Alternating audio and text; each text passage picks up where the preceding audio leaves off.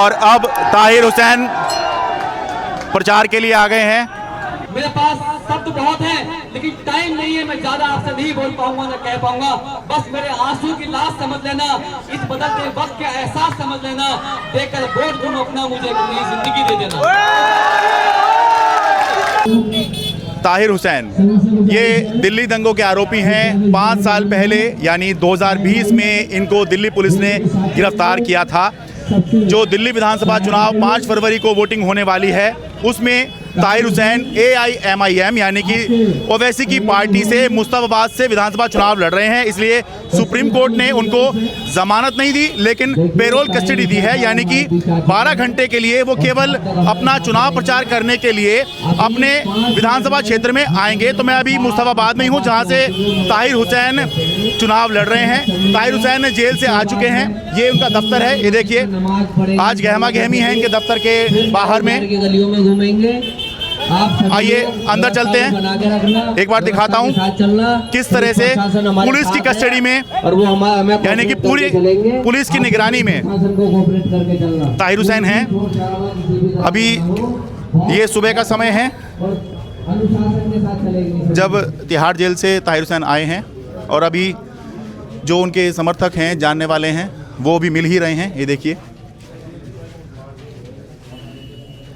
इन तस्वीरों में आप देखिए, ये ताहिर हुसैन, साथ में पुलिस भी खड़ी हुई है। बहुत शर्तों के साथ में ये पैरोल कस्टडी दी गई है। देखिए, दोनों तरफ ताहिर हुसैन के पुलिस वाले खड़े हुए हैं। माला वगैरह पहनाने की भी इजाज़त अभी तक नहीं दी गई है। तो अब से जब तक चुनाव प्रचार खत्म नहीं होता, तब तक रोज़ाना 12 घंटे के लिए जेल से बाहर आएंगे ताहिर हुसैन और अपना कैंपेन करेंगे, चुनाव प्रचार करेंगे।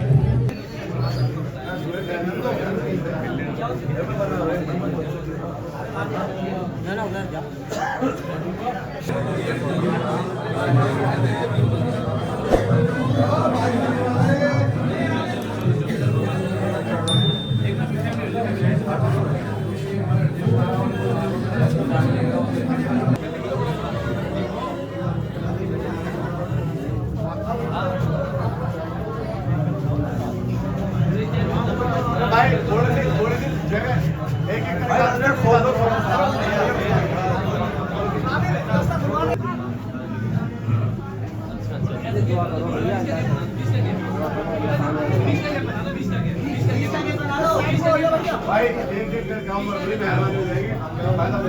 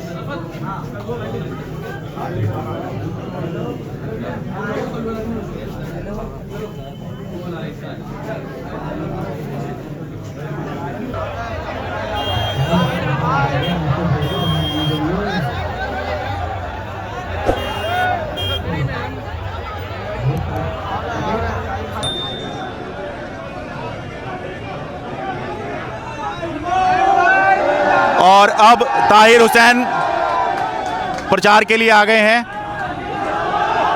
अपने दफ्तर से अब बाहर निकल रहे हैं। देखिए, उनको पुलिस ने घेरा हुआ है। थोड़ा जूम करके दिखाएंगे। आसपास बहुत सारे लोग खड़े हो गए हैं ताहिर हुसैन को देखने के लिए। एक बार लेफ्ट टू राइट, एक बार कैमरा दिखाइए।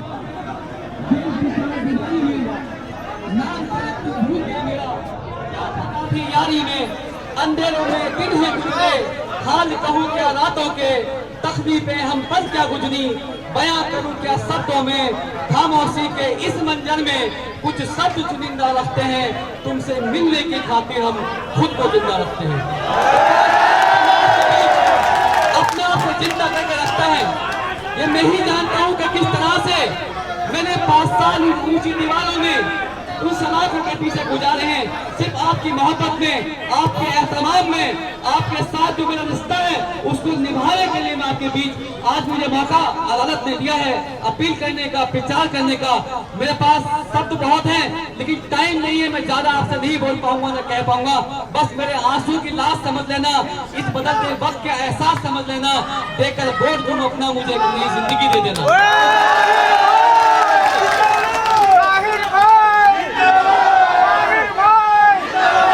अब ताहिर हुसैन मेरे साथ में हैं। ताहिर हुसैन जी, सुप्रीम कोर्ट ने आपको मना किया है कि आप केस के बारे में टिप्पणी नहीं कर सकते हैं, मैं उस बारे में बात नहीं करूंगा, लेकिन ये आप चुनाव लड़ रहे हैं मुस्तफाबाद से, क्यों ये चुनाव लड़ रहे हैं, क्या हासिल करना चाहते हैं, क्या संदेश देना चाहते हैं? देखिए, मुस्तफाबाद की एक सबसे बड़ी समस्या क्या है कि यहाँ हमेशा से कांग्रेस पार्टी जब सरकार में थी, जब शीला दीक्षित सरकार में थी, तो मुस्तफाबाद की जनता से इस नाम पे वोट मांगा जाता था कि हमें बीजेपी को हराना है, हम आपकी लड़ाई लड़ेंगे, हम आपके इलाके में काम करेंगे।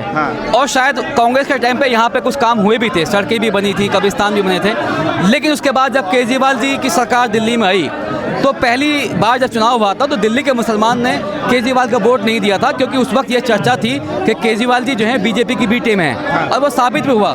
लेकिन जब बाकी जगह से केजरीवाल की सरकार बनी तो मुस्तफाबाद ने भी बढ़ चढ़ कर हिस्सा लिया और मुस्तफाबाद की जनता ने एक तरफ होकर आम आदमी पार्टी के विधायक को जिताया।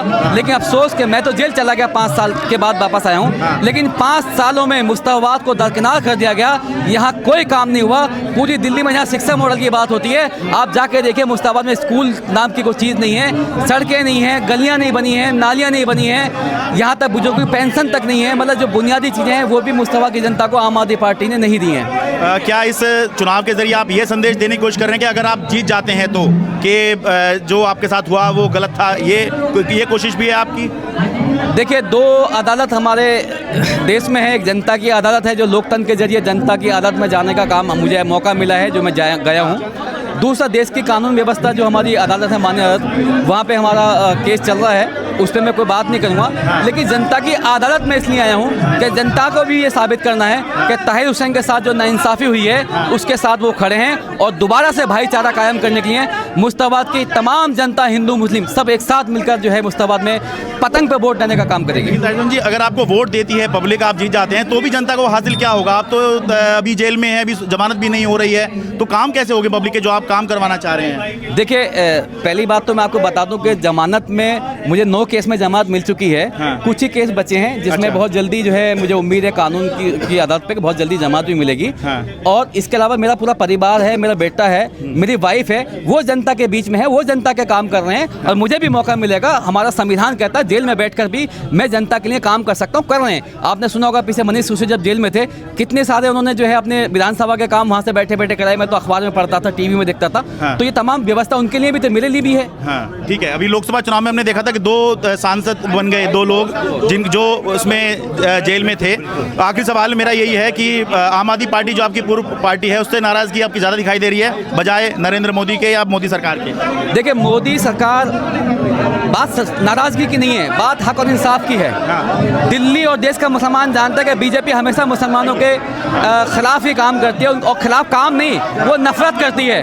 वो हमें मालूम है कि बीजेपी मुसलमान से नफरत करती है, जो जगह जगह दिखता है, जगह जगह तमाम तरह की घटनाएं होती हैं। मैं बहुत डिटेल पे इस पर नहीं बोल पाऊंगा, लेकिन अफसोस बात का कि हमने केजरीवाल जी पे, आम आदमी पार्टी पे भरोसा जताया, भरोसा दिखाया, लेकिन जब दिल्ली के अंदर मुसीबत आई, परेशानी आई, तो उन्होंने एक अल्फाज भी नहीं बोला, उसको रोकथाम करने के लिए कोशिश भी नहीं की, पुलिस के पास भी उन्होंने कोई मदद नहीं मांगी, और यहाँ तक उसके बाद जब फर्जी मुकदमे लगे तो उस पर भी उन्होंने कोई कानूनी सहायता लोगों की नहीं करी।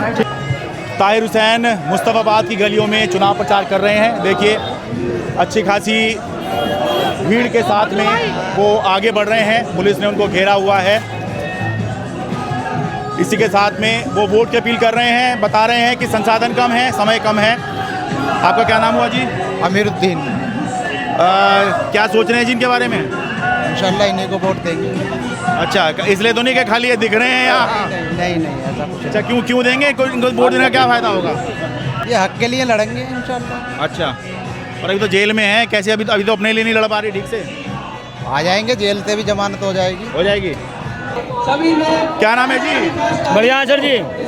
क्या लग रहा है इनका? देखो जी, ये भी कुछ कह नहीं सकते, क्या हो क्या ना हो। अभी एक बंद पिटारा है, ये बंद पिटारा छोड़ेगा जब पता चलेगी ना क्या हुआ। ठीक है, अभी कुछ नहीं कह सकते। नमस्ते जी, आपका क्या नाम हुआ जी?